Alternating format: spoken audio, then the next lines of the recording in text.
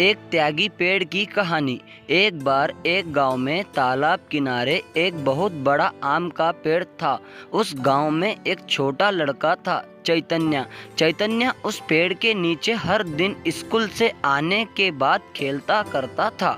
चैतन्य पेड़ के चारों तरफ दौड़ा करता, खेलता कूदता और थक जाने पर कभी कभी पेड़ की छांव में सो भी जाता था। वे उस आम के पेड़ को बहुत चाहता था और वो आम का पेड़ भी उसे बहुत चाहता था। दोनों एक दूसरे के दोस्त हो गए थे। फिर धीरे धीरे समय बीतता गया। चैतन्य थोड़ा बड़ा हुआ तो घर पर ही खेलने लगा और आम के पेड़ के पास उसने खेलना बंद कर दिया। एक दिन चैतन्य उस पेड़ के पास दुखी होकर आया।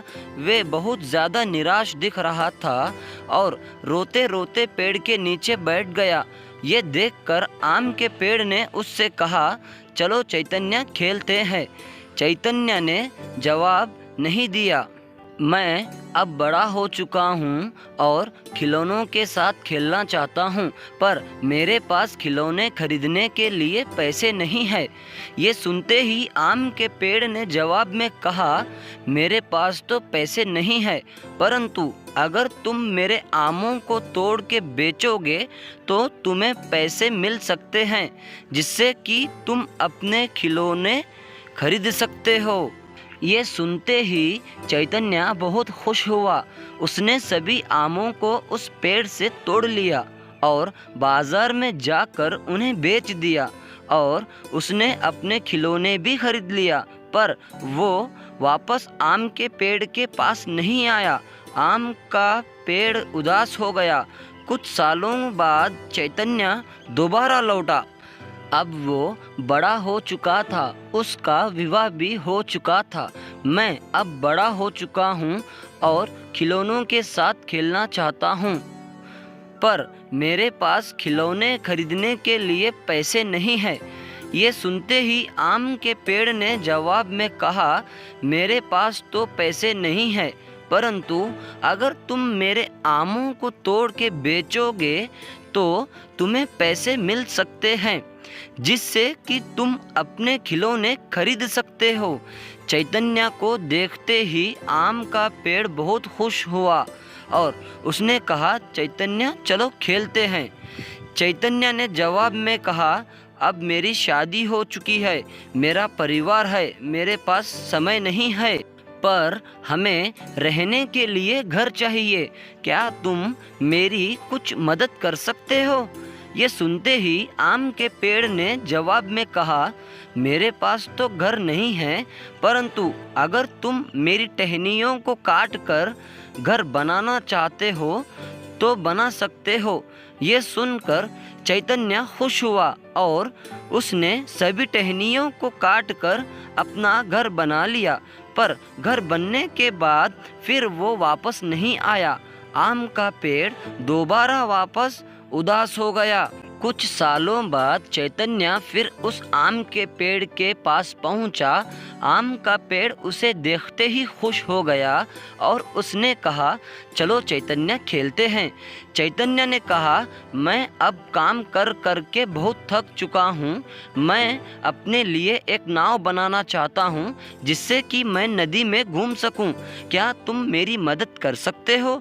ये सुनते ही आम के पेड़ ने जवाब दिया, मेरे पास नाव तो नहीं है, पर अगर तुम चाहो तो मेरे सारे तने को काट कर अपने लिए नाव बना सकते हो। ये सुनकर चैतन्य खुश हो गया और उसने पूरे पेड़ के तने को काट दिया और उसने उससे अपने लिए एक नाव बना लिया।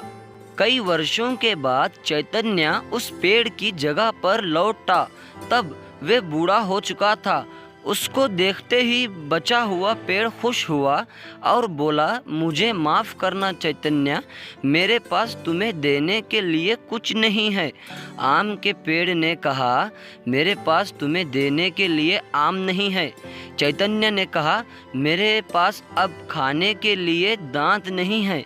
आम के पेड़ ने कहा, मेरे पास टहनियाँ भी नहीं है जिससे कि तुम खेल सको। चैतन्य ने कहा, अब मैं बूढ़ा हो चुका चुका हूँ और मैं ना चल सकता हूँ ना खेल सकता हूँ। तब उस आम के पेड़ ने कहा, मेरे पास सच में कुछ नहीं है तुम्हें देने के लिए जड़ों के अलावा। चैतन्य ने कहा, मैं अब अपने जीवन में थक चुका हूँ, मुझे बस आराम करने के लिए एक जगह चाहिए। ये सुनकर आम के पेड़ ने कहा, आराम करने के लिए पुराने पेड़ों के तनों में सुकून मिलता है। ये सुनते ही चैतन्य ने पेड़ के नीचे आराम से सो गया। ये देखकर आम का पेड़ बहुत ही प्रसन्न हुआ और मुस्कुराने लगा। कहानी से शिक्षा। यहाँ आम का पेड़ हमारे माता पिता को दर्शाता है। हम जब छोटे होते हैं हम उनके साथ खेलना पसंद करते हैं और बड़े होने पर उन्हें भूल जाते हैं। वो हमारे हर एक सपने को पूरा करने के लिए अपनी जी जान लगा देते हैं, लेकिन जब हम बड़े होते हैं हम उन्हें छोड़ के चले जाते हैं और ज़रूरत पड़ने पर ही उनके पास आते हैं। हमारे माता पिता हमारे लिए हर तरीके के मुश्किलों से लड़ सकते हैं।